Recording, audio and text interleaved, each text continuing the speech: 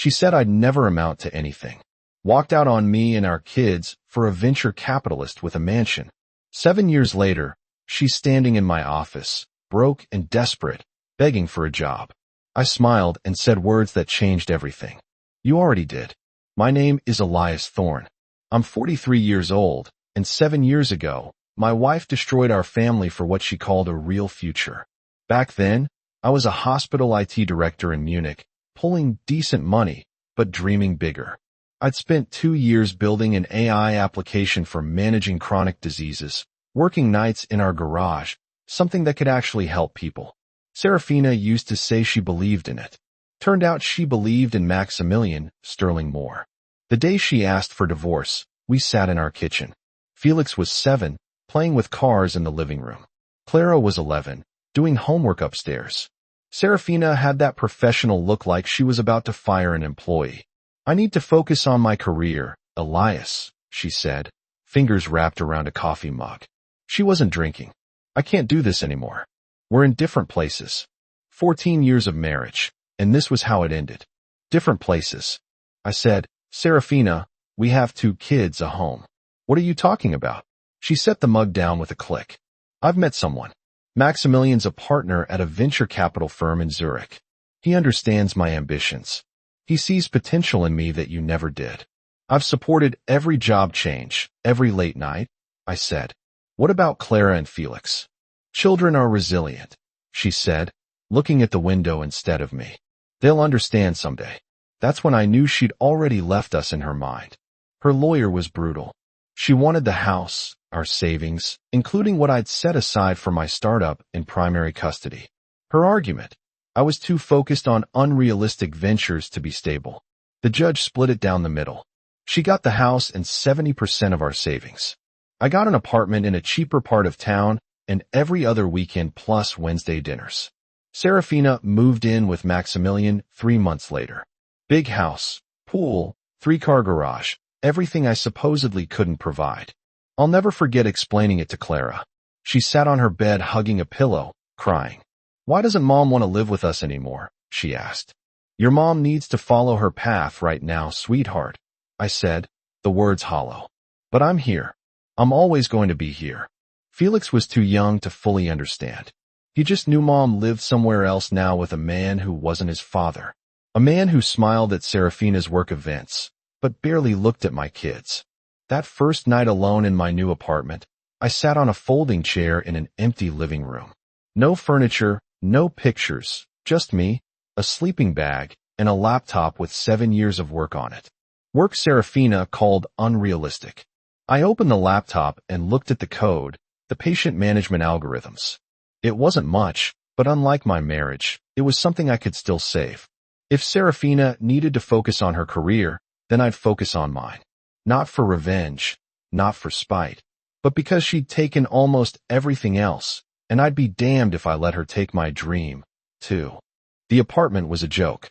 800 square feet in a neighborhood where car alarms were the primary sound at night. The walls were thin enough that I could hear my neighbor's TV through the drywall, but it was what I could afford. After Serafina's lawyer finished carving up our assets, I furnished it with whatever I could find cheap. A mattress on the floor, a folding table that served as both desk and dining room, 2 plastic chairs from a discount store. Clara cried the first time she saw it. This is where we're staying? She asked, looking around the bare living room. It's temporary, sweetheart, I told her, though I had no idea how long temporary would be. We'll make it work. Felix just shrugged and started unpacking his backpack. Kids adapt, just like Serafina said. Doesn't mean it doesn't hurt them. The real problem came when I opened my bank account on Monday morning. After the divorce settlement, after first and last month's rent, after buying the basics to survive, I had €3,200 left. The startup fund I'd been building for 3 years was gone, absorbed into Serafina's share of assets.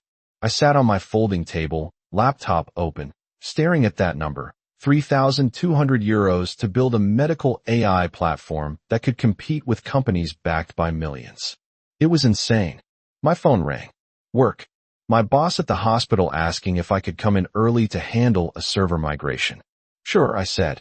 I'll be there in 30. That's how it started. working my regular job 45 hours a week, then coming home to code until 2 o'clock in the morning.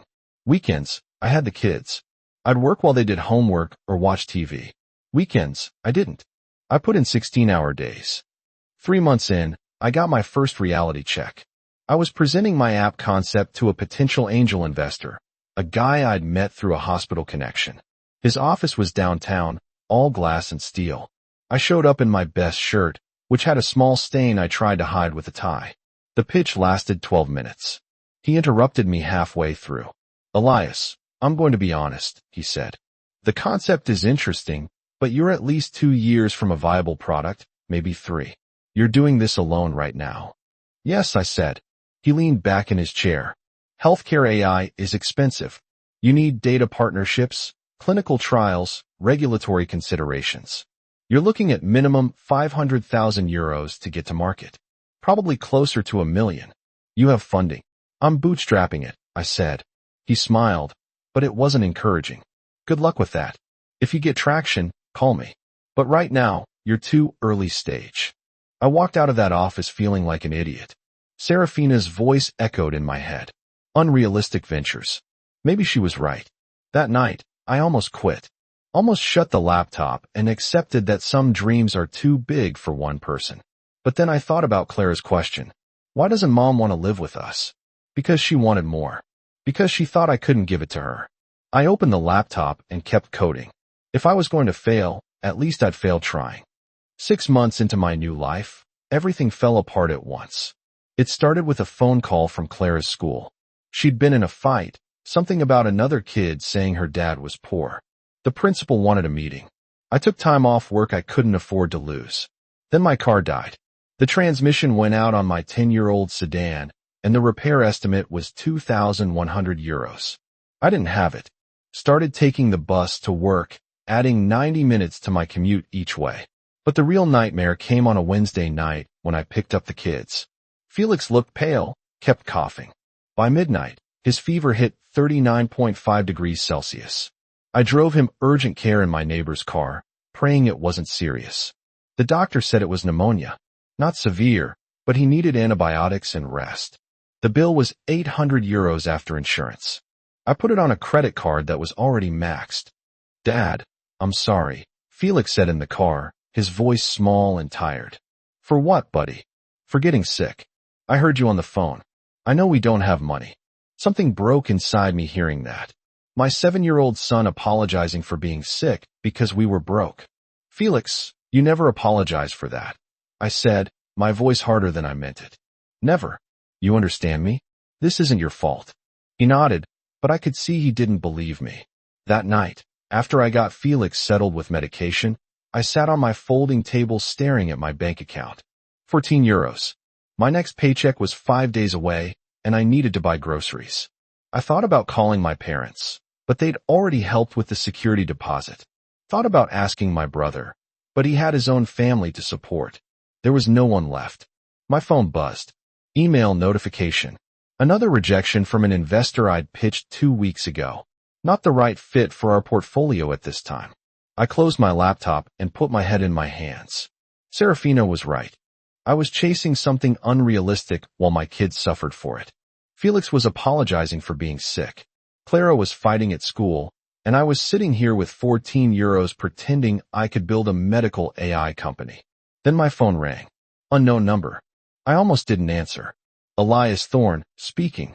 "This is Victor Moreau. I worked with you at County General about 8 years ago. You probably don't remember me." I searched my memory. Victor Moreau, old school systems engineer. Must have been his 60s back then. Brilliant, but semi-retired. "I remember," I said. "You taught me half of what I know about database architecture." He chuckled. "I heard through the grapevine you're building something. Healthcare AI for chronic disease management." "That true?" "It was true," I said. "Right now, I'm mostly trying to keep my kids fed." "Don't give up yet," Victor said. "I'd like to see what you've built. You free this weekend?" Victor Moreau's house was in the suburbs, the kind of neighborhood I used to live in. Nice lawn, 2-car garage, probably worth $500,000. I pulled up in my neighbor's borrowed car, laptop bag over my shoulder, feeling completely out of place. He answered the door in jeans and a flannel shirt, looking older than I remembered, but sharp-eyed. "Come in," Victor said. "Coffee, please." His office was impressive. 3 monitors, server rack humming in the corner, walls covered with certifications and photos from 40 years in tech. This was a man who'd built real things. I showed him my application, the patient interface, the AI algorithm that tracked symptoms and medication adherence, the predictive analytics that could flag complications before they became emergencies. He asked technical questions I could actually answer, probed the architecture, tested edge cases. 2 hours later, he leaned back in his chair. "You built this alone?" Victor asked. "Mostly. Borrowed some open-source frameworks, but the core algorithm is mine." "It's rough," he said. "The UI needs work. Security protocols need hardening, but the foundation is solid, Elias. Really solid." I felt something I hadn't felt in months. Hope. "I can't pay you," I said. "I know you'd be worth 6 figures anywhere." But Victor held up his hand. "I'm 69 years old, retired last year. My wife died 3 years ago. Kids are grown and gone. Nowhere to be most days. Watch game shows and argue with strangers on tech forums. I'm bored out of my mind." He stood up, walked to the window. "I heard what happened with your divorce. Heard your wife cleaned you out and left you with nothing. That true? More or less?" "Then here's my offer," Victor said. "I'll help you build this thing part-time, maybe 20 hours a week. I don't need money. I need a reason to get up in the morning, but I have 2 conditions." "Name them." "First, you listen to my advice. I've been doing this since before you were born. Second, you don't quit. I don't care how hard it gets. You see this through." I stood up and offered my hand. "Deal." Victor shook it, his grip still strong. "Good. Now, let's talk about what we're really building here. This isn't just an app, Elias. This is a platform. If we do this right, we can license it to hospital systems, insurance companies, research institutions. But it'll take 2 years minimum, maybe 3. You ready for that?" I thought about Felix apologizing for being sick, about Clara fighting at school, about Serafina's face when she said I was chasing unrealistic dreams. "I'm ready," I said. "Then let's get to work." With Victor's help, everything changed. Not overnight, but steadily. He'd come to my apartment 3 evenings a week, bringing takeout and diving into code. The man was 70, but could outwork developers half his age. "Your authentication system is garbage," Victor said one night, fingers flying across his keyboard. "Health data needs military-grade encryption. Let me rebuild it." Within 2 months, we had a functional beta. Victor connected me with a small clinic in Antwerp willing to test it. 20 patients with diabetes tracking their glucose levels and medication through our app. The results were remarkable. Patients reported better adherence, fewer missed doses. The clinic administrator called it transformative. But success brought new problems. I was working my hospital job 40 hours, coding 40 more, and trying to be present for Clara and Felix every other weekend. Something had to give. One Wednesday night, I picked up the kids for dinner. Clara was quiet, picking at her food. "What's wrong, sweetheart?" I asked. She looked up, eyes wet. "Mom says you're going to move away, that your job is taking you somewhere else." My jaw tightened. "I'm not going anywhere." Where did she hear that? "She told Maximilian that you're probably going to fail and have to move back with Grandma in Copenhagen." I took a breath, pushed down the anger. "Clara, listen to me. I'm not failing, and I'm not leaving. Your mom is wrong. She said you're chasing fantasies," Clara said quietly. "That you'll never be successful like Maximilian." Felix looked scared like he might cry. "Let me tell you something," I said, leaning forward. "Success isn't about how much money you make or what car you drive. It's about keeping promises and working hard for what matters. I promise you both I'm not going anywhere, and I'm going to show your mom exactly how wrong she is." That conversation lit a fire in me. 2 weeks later, Victor and I landed our first real contract. A hospital network in Lyon wanted to pilot our platform with 200 patients. The contract was worth €75,000 over 6 months. When I signed the papers, my hand shook. Not from fear, from vindication. "This is just the beginning," Victor said. "But Elias, you need to quit your day job. You can't build a company working nights and weekends." I have rent, child support, bills, I said. I can't afford to quit. You can't afford not to, he replied. This contract is enough to live on for 6 months. Barely, but enough. Take the leap or stay small forever. He was right. I gave notice at the hospital the next day. My boss thought I was insane. Maybe I was. But for the first time since Serafina left, I felt like I was moving forward instead of just surviving. Clara asked me that weekend if I was scared about quitting my job. Terrified, I told her honestly. But sometimes you have to be brave, even when you're scared. She hugged me tight. I think you're brave, Dad. That made every sleepless night worth it. The Lion Hospital contract was brutal. 200 patients meant 200 different needs, problems, complaints. I worked 16-hour days. Victor worked 10. We hired a junior developer on contract. Barely affordable, but necessary. For months in, we had our first crisis. The app crashed during a critical data sync, wiping out 3 days of patient entries. The hospital administrator called me at midnight, furious. This is unacceptable, Elias, she said. We trusted you with patient data. If this happens again, we're done. Victor and I pulled 2 all-nighters, rebuilt the sync system, added redundancies. It never crashed again, but the stress was destroying me. I lost 15 pounds. I didn't have to lose. Dark circles under my eyes became permanent. Clara noticed. Dad, you look sick, she said during our Wednesday dinner. Just tired, sweetheart. I'm okay. I wasn't okay, but I couldn't stop now.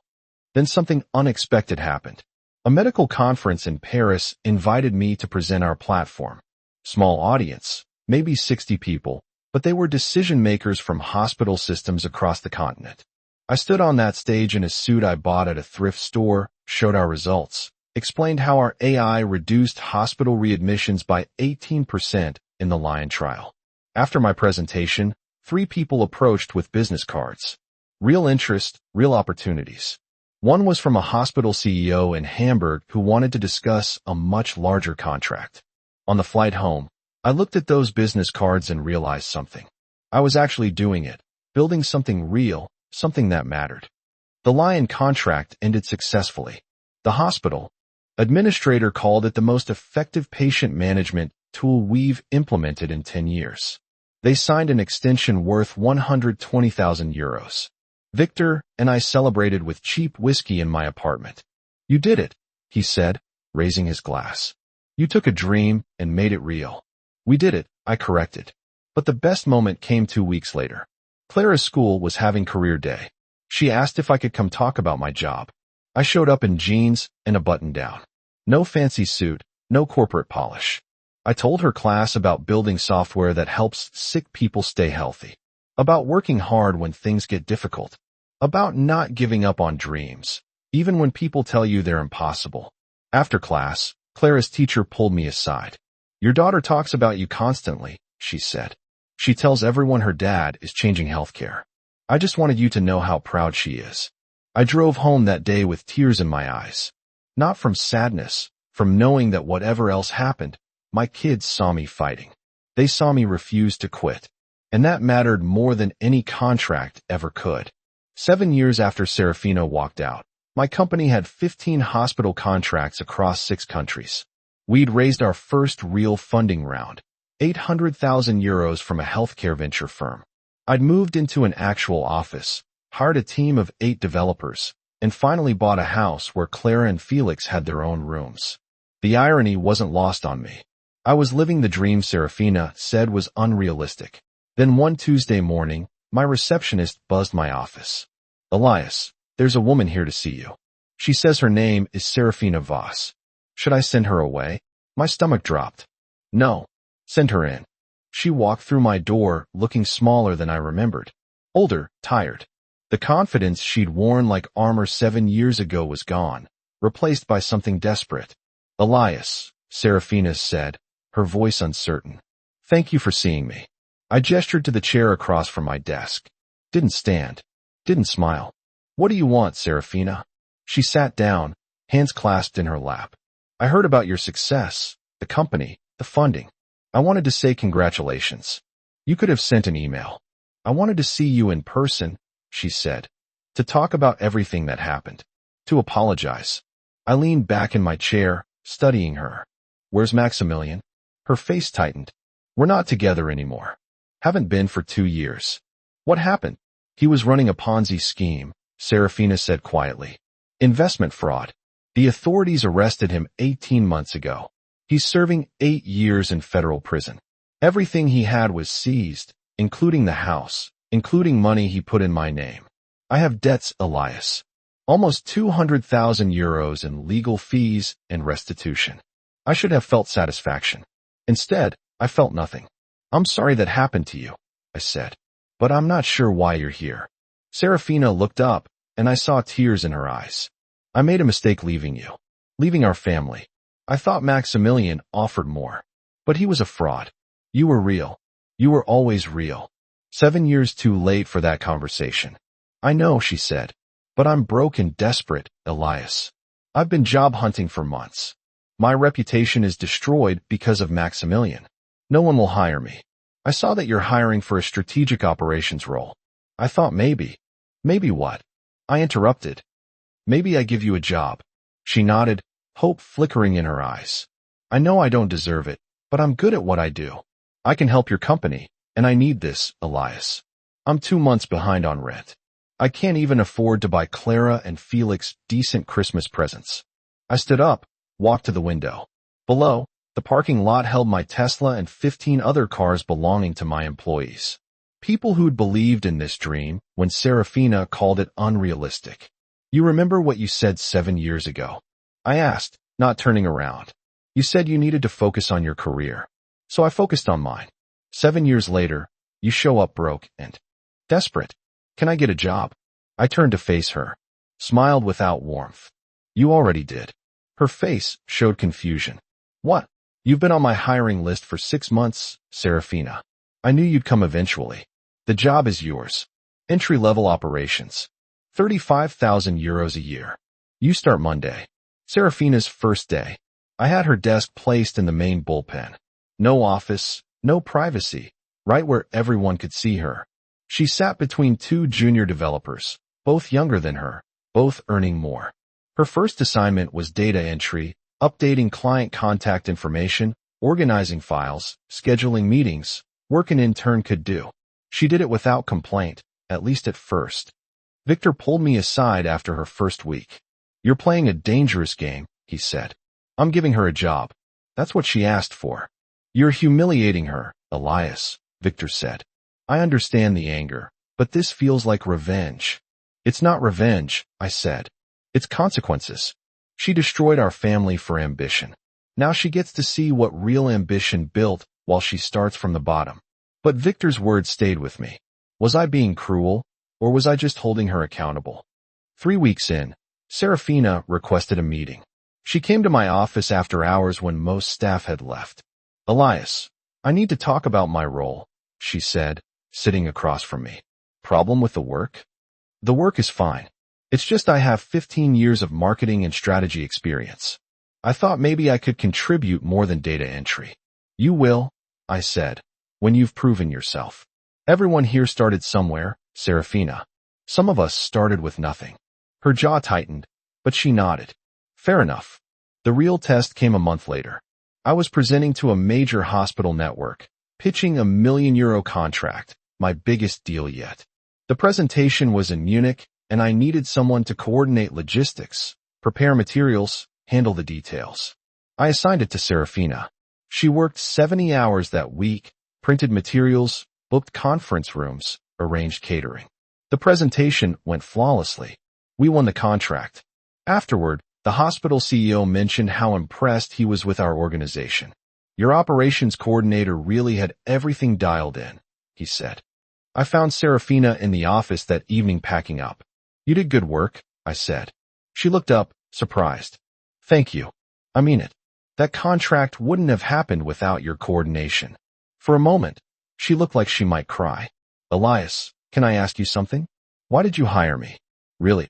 I considered lying, but decided on truth because our kids needed to see that I'm not cruel. That even after everything, I could show you grace. But also because you needed to understand what you walked away from. Not the money, not the success. The work. The sacrifice. The years of building something real while you chase status. I understand now, she said quietly. I see what you built. What we could have built together if I hadn't been so blind. Yeah, I said. You do.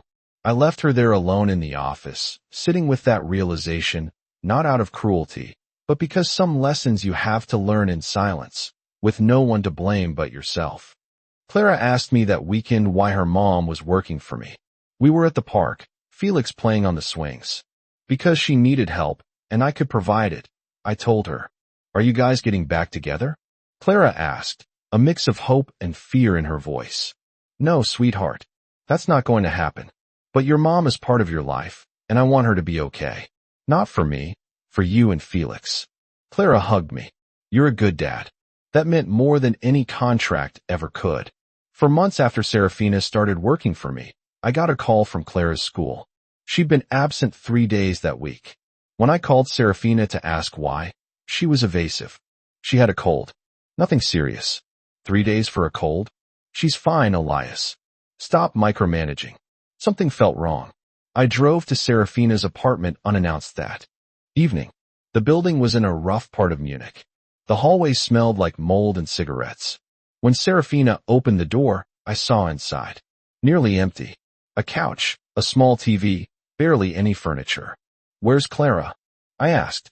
At a friend's house. Don't lie to me. Where is she? Serafina's face collapsed. She's in her room. Elias, I'm doing my best. The salary you're paying me barely covers rent and food. I can't afford anything extra. I pushed past her into the apartment, found Clara in a tiny bedroom, lying on a mattress on the floor. No bed frame, homework scattered around her. She looked up, saw me, and started crying. Dad, I didn't want you to know. Know what, sweetheart? That mom can't afford anything. That we don't have food sometimes. That I'm embarrassed to have friends over. My chest tightened with rage. I stood up, walked back to the living room where Serafina stood with her arms wrapped around herself. You've been neglecting them, I said, my voice low and controlled. I haven't, Serafina protested. I'm trying, Elias. But 35,000 euros a year isn't enough for 2 kids. You know that. Then you should have thought about that before you threw away our family for a con man. I'm taking Clara home tonight. Tomorrow, we're going to court to modify the custody arrangement. You can't do that, Serafina said. Watch me. I called my lawyer that night. Within a week, we filed an emergency custody motion. The evidence was overwhelming. Serafina's financial instability, Clara's missed school days, Felix's statement to a court-appointed counselor that he was always hungry at Mom's house. The hearing was brutal. Serafina's lawyer tried to argue that I was using my wealth to manipulate the system. My lawyer presented bank statements showing Serafina had spent money on clothes and restaurants instead of groceries for the kids. Presented photos of her apartment. Presented testimony from Clara's teacher about her declining attendance. The judge took 15 minutes to decide. Primary custody is awarded to the father, Elias Thorne. Mother will have supervised visitation every other Sunday until she can demonstrate stable housing and financial responsibility. Serafina broke down crying in the courtroom. Part of me felt sorry for her, but a larger part felt justice finally being served. That night, Clara and Felix moved into my house permanently. Clara hugged me so tight I could barely breathe.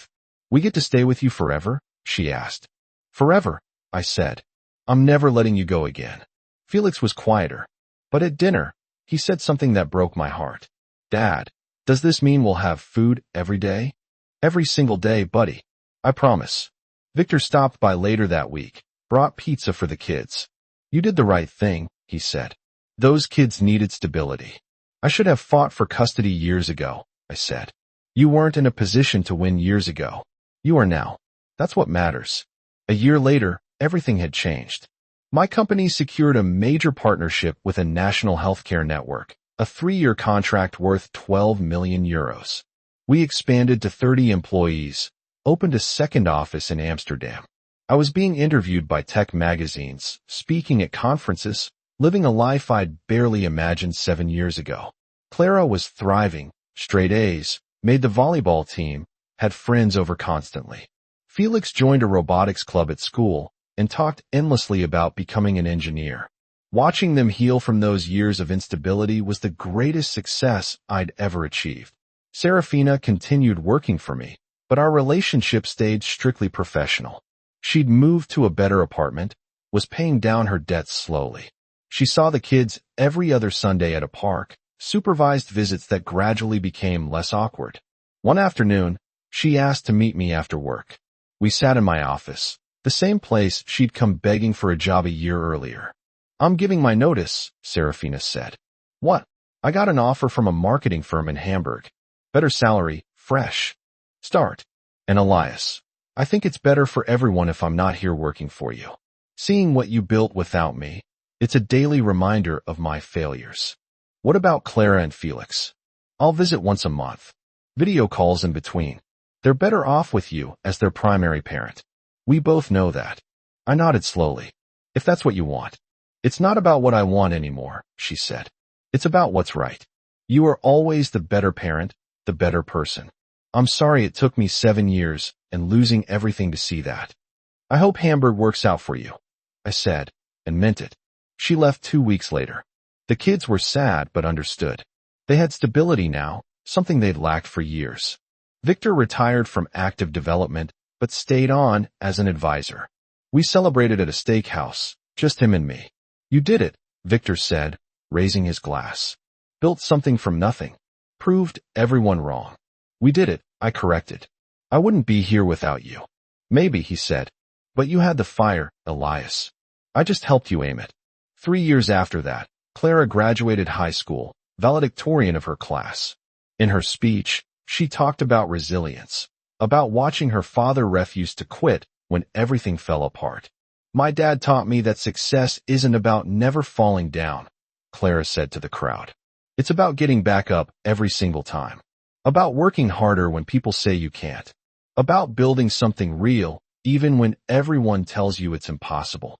I sat in that audience with Felix beside me, now 14 and already taller than me, tears streaming down my face. After the ceremony, Clara found me in the crowd. "Did I embarrass you?" she asked. "You made me prouder than I've ever been," I said. That night, sitting on my back porch, I thought about that day in the cafe 7 years ago when Serafina said she needed to focus on her career. When I'd walked away feeling like I'd lost everything.